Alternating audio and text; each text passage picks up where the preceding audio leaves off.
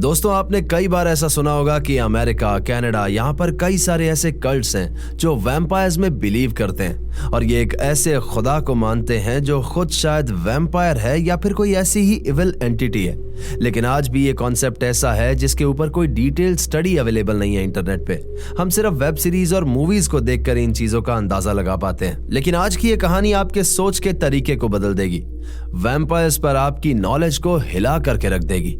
दोस्तों, ये कहानी हमारे साथ शेयर की है हमारी ही एक सब्सक्राइबर रितिका ने, जो उत्तराखंड की एक अल्ट्रा रिच फैमिली से बिलोंग करती है और अपनी मात्र 23 साल की उम्र में वो अपना फैमिली बिजनेस संभालने के लिए कनाडा रहा करती थी। रितिका एक सिंगल चाइल्ड है और बचपन से ही उसके पेरेंट्स को उस पर बहुत ज्यादा भरोसा रहा है और इसीलिए वो उसे बिजनेस और उससे रिलेटेड सारे डिसीजंस में इन्वॉल्व करते हैं। रितिका अपने फ्री टाइम में वेब सीरीज देखना पसंद करती है और उनका फेवरेट जॉनरा था वैम्पायर से जुड़ी हुई सीरीज। और ऐसे ही एक टीवी शो जो कि अब वेब सीरीज के रूप में इंटरनेट पर अवेलेबल है, उससे वो बहुत ज्यादा ऑब्सेस्ड हो गई थी। रितिका हमेशा सोचा करती थी कि काश कोई उसे भी वैम्पायर बना दे ताकि वो इमॉर्टल हो जाए, लेकिन वो नहीं जानती थी कि यही चीज आगे चल करके उसकी बर्बादी का कारण बनने वाली है। रितिका हमेशा इंटरनेट पर स्क्रॉल करती रहती थी, आर्टिकल्स पढ़ती रहती थी कि कैसे इंसान वैम्पायर बन सकता है, जो कि नो डाउट हम में से कई लोगों ने किया होगा। लेकिन रितिका इसके बीच में काफी ज्यादा डीप चली गई थी और एक अलग लेवल पर उसकी रिसर्च चल रही थी। यूं ही स्क्रॉल करते करते रितिका के सामने एक दिन एक औरत की वीडियो आई जो कि एक सिंपल ब्लड मैजिक का रिचुअल बता रही थी जिससे इंसान वैम्पायर बन सकता है। और कोइंसिडेंटली रितिका ने इस वीडियो पर बिलीव कर लिया। अब आगे चल करके उस औरत ने क्या बताया था, रितिका ने क्या कुछ किया, ये सब आपको अभी आगे की कहानी में पता लगेगा। उस दिन ये वीडियो देख करके रितिका आराम से सो गई और अगले दिन सुबह सुबह उठते ही वो अपने ऑफिस चली गई और फिर कुछ ही घंटों के बाद वो वापस अपने फ्लैट पर आ गई जहां पर वो कुछ एक सर्वेंट्स के साथ रहती थी। पिछली रात जो उसने वीडियो देखी थी उससे कुछ तंत्र मंत्र उसने एक पेज पर लिख लिए थे और आज रात वो ये रिचुअल परफॉर्म करने वाली थी। अब रितिका ने क्या रिचुअल किया था ये मैं आपको पूरा नहीं बताऊंगा, क्योंकि मैं नहीं चाहता कि इस वीडियो से कोई और भी इसको ट्राई करे और अपने आप को मुसीबत में डाल ले। तो रात के 3 बजे रितिका ने अपने खून की 2 ड्रॉप्स एक पेज के एकदम बीचों बीच डाल ली थी और उसके बाद वो अपनी विंडो के पास जाकर के खड़ी हो गई थी जहां पर डायरेक्ट मूनलाइट पड़ रही थी। इसके बाद वो इस पेपर को हाथ में लेकर के विंडो से अपना हाथ बाहर निकाल करके खड़ी हुई थी।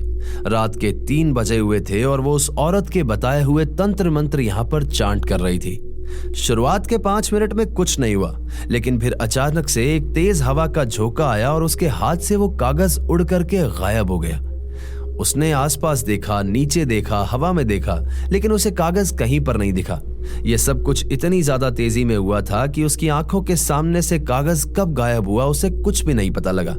शुरुआत में वो काफी ज्यादा हैरान हुई। वो नीचे देख रही थी, इधर उधर देख रही थी कि कागज कहाँ गया, लेकिन फिर उसने इस चीज को इग्नोर कर दिया। उसे लगा कि शायद ये रिचुअल ऐसे ही कोई वीडियो थी और इसका कोई भी असर नहीं हुआ, कागज उड़ करके कहीं पर गिर गया। लेकिन इस पॉइंट पे रितिका ने अपने आप के लिए एक बहुत बड़ी मुसीबत को दावत दे दी थी जो आगे चल करके उसकी पूरी जिंदगी तबाह करने वाली थी। अगले दिन रितिका उठी और आराम से अपने ऑफिस चली गई। उस दिन कुछ भी नहीं हुआ, लेकिन फिर धीरे धीरे 1 हफ्ते बाद रितिका ने ऑब्जर्व किया कि ऑफिस जाते वक्त, वापस घर लौटते वक्त या फिर यूं ही सड़क पे चलते हुए उसे कुछ अजीब से लोग दिखाई देने लगे जो उसे देख करके कुछ इस तरह से स्माइल करते थे जैसे वो उसे पहले से जानते हो। सबसे अजीब बात यह थी कि जितने भी लोग रितिका को दिखाई दे रहे थे उनका अपीयरेंस कनाडा के लोगों जैसा बिल्कुल भी नहीं था। उसने बताया कि उनकी ड्रेसिंग भी पुराने समय के ब्रिटिशर्स जैसी होती थी। आदमी जो होते थे वो ब्लैक सूट के अंदर होते थे, उनके ब्लैक बूट्स पहने होते थे, और लेडीज ब्लैक गाउन के अंदर, जिनके सर पर एक हैट होती और उनकी आंख एक आई पैच से कवर्ड होती थी। रितिका ने बताया कि उन लोगों की हाइट भी लगभग 7 फीट से ऊपर होती और चाहे आदमी हो या औरत, सब बेइंतहा खूबसूरत होते। रितिका यहाँ पर काफी डर गई। उसे लगा कि रिचुअल के बाद कोई ऐसा कल्ट है वहां का जो उसके पीछे पड़ गया है और उसे लेने के लिए आया है। लेकिन जितना भयानक रितिका सोच सकती थी और जो होने वाला था वो उससे कुछ बहुत ही ज्यादा भयानक था। आने वाले कुछ ही दिनों में रितिका के साथ यही होता रहा। वो लोग हर जगह आते जाते उसे दिखाई देते और उसे बहुत ही ज्यादा एंग्जाइटी होने लगी थी इस चीज की वजह से। लेकिन रितिका को कुछ भी समझ में नहीं आ रहा था कि अब आगे क्या होगा। ये कल्ट उसे लेने आया है या फिर ये वैम्पायर्स हैं या फिर ये क्या चीज है। उसने एक बार के लिए सोचा भी था कि अपने पेरेंट्स को बता देती हूँ, लेकिन फिर उसे लगा कि शायद इतनी एक्सट्रीम चीज को कोई बिलीव ही नहीं करेगा, और अगर कर भी लेगा तो वो उसे रितिका का पागलपन समझेंगे। रितिका अब 24 घंटे खौफ में रहने लगी थी और उसकी तबीयत भी एक अजीब से तरीके से खराब हो गई थी, जैसे सारा दिन भूख न लगना, बहुत ज्यादा भारी भारी फील होना और दोपहर तक सोए रहना। ऐसा उसकी जिंदगी में पहली बार हुआ था कि रितिका अपना ऑफिस मिस करने लगी थी, और उसका एक रीजन ये भी था कि उसे डर लगता था कि अगर वो बाहर निकलेगी तो वो सब लोग उसे फिर से दिखाई देंगे। लेकिन जब रितिका ने बाहर निकलना बंद कर दिया था तो कुछ चीजें उससे मिलने के लिए उसके घर पर आने वाली थी। एक रात की बात है जब रितिका की बीच रात में नींद खुलती है और उसकी पूरी बॉडी उसे स्लीप पैरालिसिस जैसी फील हो रही थी, लेकिन साथ ही में उसे ऐसा भी महसूस हो रहा था कि इस कमरे के अंदर कोई है जो पूरे रूम में घूम घूम कर हर एक चीज को देख रहा है। पूरी रात रितिका इसी तरह से स्लीप पैरालिसिस में फ्रीज पड़ी रही, लेकिन उसे साथ ही साथ ये एहसास भी हो रहा था कि इस कमरे में कोई और भी है। शुरुआत में ये चीजें कभी कभी होती थी, लेकिन फिर धीरे धीरे ये चीज रोज की होने लगी। रितिका किसी तरह से अकेले इन सब चीजों से डील कर रही थी, लेकिन एक दिन जब वो अपने ऑफिस से वापस आई तो एक ऐसी चीज हुई जिससे उसका शक यकीन में बदल गया कि वो पेपर वाला रिचुअल शायद किसी गलत हाथों तक चला गया है। उस रात जब रितिका वापस अपने घर पर लौटी और अपने रूम में पहुंची तो उसने देखा कि वो कागज जिस पर उसका खून लगा था, जो हवा में गायब हो गया था, वो उसके बेड के एकदम सेंटर में पड़ा हुआ है। और जब उसने रिचुअल किया था उस बात को करीब 1-1.5 हफ्ता हो गया था, लेकिन उस पेपर पर उसका जो खून लगा था वो करीब 1 से 2 घंटे पुराना लग रहा था। वो काफी ज्यादा फ्रेश था। रितिका इस पेपर को देख करके बहुत ज्यादा घबरा गई थी और अब वो एकदम श्योर थी कि उसे किसी ना किसी की मदद की जरूरत जरूर पड़ेगी। उसी शाम फाइनली उसने अपनी एक कजन पायल को फोन किया और सब कुछ बता दिया। वो पेपर वाला रिचुअल, अनजान लोग जो उसे दिखाई दे रहे थे और उसके कमरे के अंदर जो उसके साथ हो रहा था, सब कुछ उसने अपनी कजन पायल को बताया। पायल ने कहा कि तू घबरा मत, कुछ हो रहा होगा ऐसे ही तेरे साथ, मैं शाम को घर आती हूँ और फिर देख करके डील करते हैं, इसके साथ कुछ नहीं होगा। अगली शाम रितिका की कजन पायल उसके घर पर आने वाली थी, लेकिन उसी शाम 4 बजे के आसपास रितिका को ऑफिस से कॉल आता है कि ऑफिस में कोई बहुत जरूरी मीटिंग है और वो अपने ऑफिस के लिए निकल जाती है। जब पायल उसके घर पर पहुंचती है तो वो देखती है कि रितिका यहाँ पर नहीं है, तो वो उसे कॉल करती है और फिर इनकी बात होती है कि मैं घर पर आ गई हूँ, तो जल्दी से मीटिंग निपटा कर घर पर आ जा। लेकिन शाम में जब रितिका वापस अपने घर पहुंचती है तो देखती है कि पायल वहां पर है ही नहीं, वो उस घर से जा चुकी है। रितिका ने जब अपने सर्वेंट से पूछा कि पायल आई थी, वो कहाँ चली गई, तो उन्होंने बताया कि पता नहीं मैम, पायल मैम आई तो थी, लेकिन करीब 6 बजे के आसपास वो जल्दी से उठी और अपने घर की ओर जाने लगी। उन्होंने बताया कि जब वो बाहर निकल रही थी तो उनके चेहरे पर काफी ज्यादा टेंशन थी और वो बहुत ही ज्यादा जल्दी में लग रही थी। यहाँ पर रितिका काफी ज्यादा घबरा गई। उसे लगा कि कहीं पायल के घर पर तो कुछ नहीं हो गया है और इसीलिए उसने तुरंत पायल को फोन किया, लेकिन सामने से जैसा पायल ने रिएक्ट किया, जो उसने बात बताई, वो बहुत ज्यादा अजीब थी। पायल ने बताया कि जब वो रितिका के रूम में बैठी हुई उसका इंतजार कर रही थी, वो वहां पर रखे हुए एक टेबल पर बैठी अपनी जर्नल लिख रही थी, तो बार बार उसे ऐसा लग रहा था जैसे पीछे कोई है जो इधर से उधर घूम रहा है। लेकिन जब जब वो पीछे मुड़ करके देखती थी तो वहां पर कोई नहीं होता था। इसी के थोड़ी देर बाद ही पायल को अपने एकदम पीछे कोई खड़ा हुआ महसूस हुआ और फिर आई एक आवाज जिसे सुनकर के पायल का खून सूख गया। वो मौजूदगी पायल के एकदम पीछे खड़े होकर के उसकी जर्नल में लिखी हुई एक एक बात उसके कान में विस्पर कर रही थी। पायल यहाँ पर बहुत बुरी तरह से डर गई। वो थर थर कांपने लगी और भगवान का नाम लेने लगी और फिर कांपते कांपते जब उसने पीछे देखा तो वहां पर कोई नहीं था। लेकिन अब पायल एकदम श्योर हो गई थी कि यहाँ पर कोई तो था। वो आवाज जो उसने सुनी थी वो झूठी नहीं हो सकती, इसीलिए वो जल्दी से वहां से खड़ी हुई और तुरंत अपने घर के लिए निकल गई। अब बचपन से रितिका और पायल का बॉन्ड बहुत ही ज्यादा अच्छा था। पायल रितिका की फेवरेट कजन थी और ये दोनों एक दूसरे के लिए हमेशा अवेलेबल रहती थी। लेकिन यहाँ पर कुछ ऐसा हुआ कि पायल रितिका की मौजूदगी से ही बहुत ज्यादा डरने लगी। उसकी प्रेजेंस ही उसे खौफजदा कर देती, क्योंकि वो जानती थी कि रितिका ने कुछ ऐसे दरवाजे खोल लिए हैं कि अब कोई मौजूदगी है जो उसके आसपास रहती है। यहाँ पर पायल इतनी ज्यादा डर गई थी कि उसने तुरंत रितिका से सारे लिंक तोड़ दिए और उसी समय उसे ब्लॉक भी कर दिया। और उसके बाद उसने रितिका के घर पे हर एक बात बता दी कि रितिका ने ऐसा रिचुअल किया था और उसके साथ अब ये सब कुछ हो रहा है। लेकिन अभी तक शायद बहुत ज्यादा देर हो चुकी थी। अब रितिका की तबीयत बहुत ज्यादा खराब रहने लगी थी। उसे हर रात वो स्लीप पैरालिसिस होता था। अपने कमरे के अंदर कोई प्रेजेंस फील होती थी और हमेशा उसे ऐसा लगता था कि रोड पर कुछ लोग चल रहे हैं जो उसे देख करके वियर्ड सी स्माइल कर रहे हैं। इसी बीच रितिका के पेरेंट्स ने इंटरवीन किया। वो जल्दी से कनाडा आए और उन्होंने आकर के अपनी बेटी को संभाला, लेकिन शायद बहुत देर हो चुकी थी। उन्होंने आकर के उसकी मिजरेबल कंडीशन को देखा। उसे संभालते हुए उसे एक हॉस्पिटल में एडमिट भी करवाया। रिपोर्ट्स में पता लगा कि पायल का बहुत ज्यादा ब्लड लॉस हो गया है, लेकिन उसका कोई भी क्लियर रीजन नहीं पता लग पा रहा था। यहाँ पर रितिका के फादर, जिन्हें पायल सब कुछ बता चुकी थी कि उसके साथ क्या कुछ हो रहा है, उन्होंने अपने एक दोस्त को फोन किया जिसे एक्सॉर्सिज्म, ये काला जादू, इन सारी चीजों की बहुत अच्छी खासी नॉलेज थी। उसके फादर ने उन्हें सारी बातें समझाई कि किस तरह से रितिका ने रिचुअल किया और उसके साथ क्या क्या कुछ हो रहा है। तो वो हॉस्पिटल आए और उन्होंने आकर के रितिका को एक क्रिस्टल दिया और कुछ चीजें दी जो उसे अपने पास में रखनी थी। इसके बाद 15 दिन में ही रितिका को हॉस्पिटल से डिस्चार्ज मिल गया।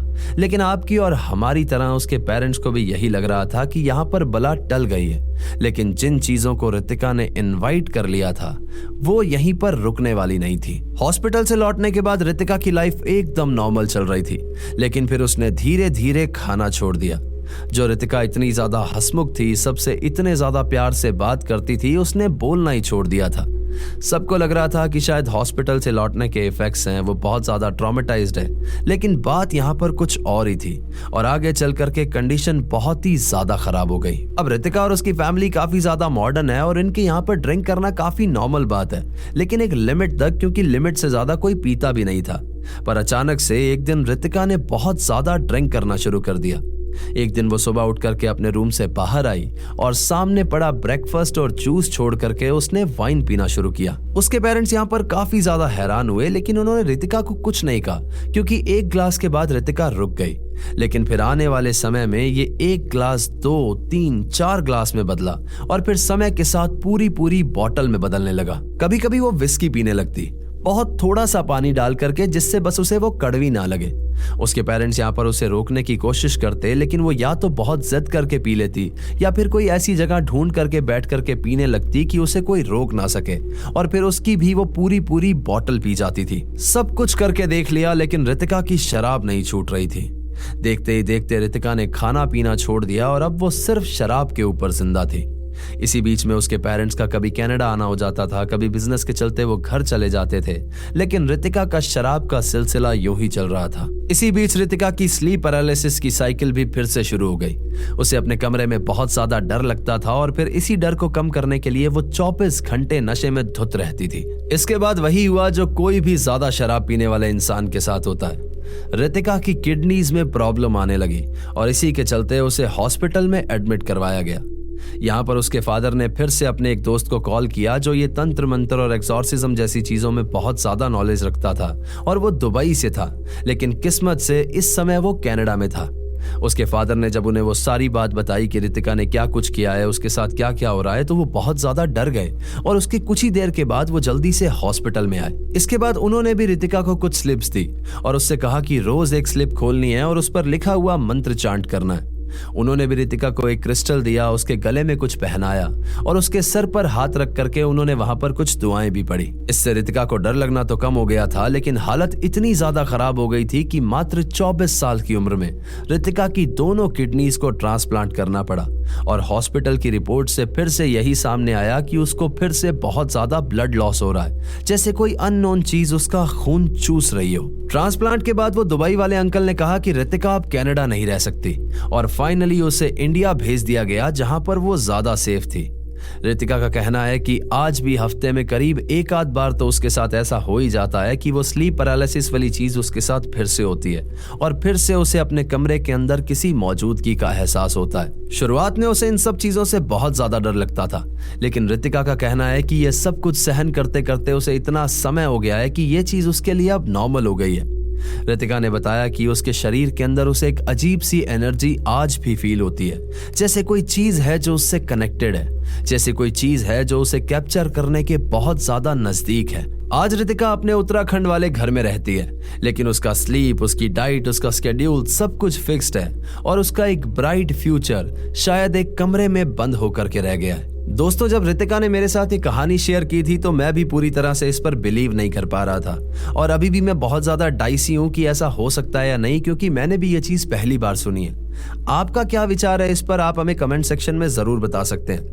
लेकिन बहुत बार ऐसा होता है, मेरे साथ भी बहुत बार हुआ है कि ऐसा लगता है कि यार काश हम इमॉर्टल हो जाएं, काश कोई ऐसी चीज मिल जाए जिससे हमें दूसरी दुनिया में एंट्री मिल जाए या फिर उन चीजों से हम बात कर सकें।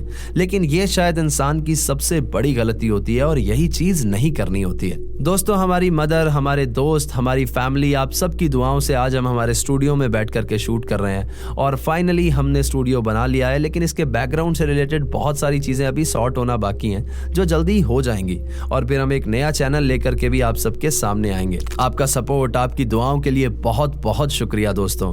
मैं तहे दिल से आप सबका आभार व्यक्त करता हूँ। तो ये थी आज की कहानी दोस्तों।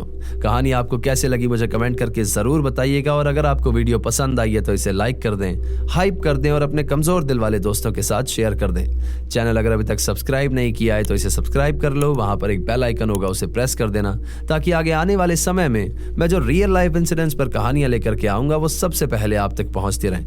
अगर आपके पास भी ऐसी कोई कहानी है जो किसी सच्ची घटना पर आधारित है तो नीचे दिए गए जीमेल एड्रेस और इंस्टा आईडी पर आप उसे हमारे साथ शेयर कर सकते हैं। तो चलिए दोस्तों, अपना ख्याल रखिए, खुश रहिए, हंसते खेलते रहिए। मिलते हैं अगली बार ऐसी ही किसी खौफनाक कहानी के साथ। सायोनारा। हर हर महादेव।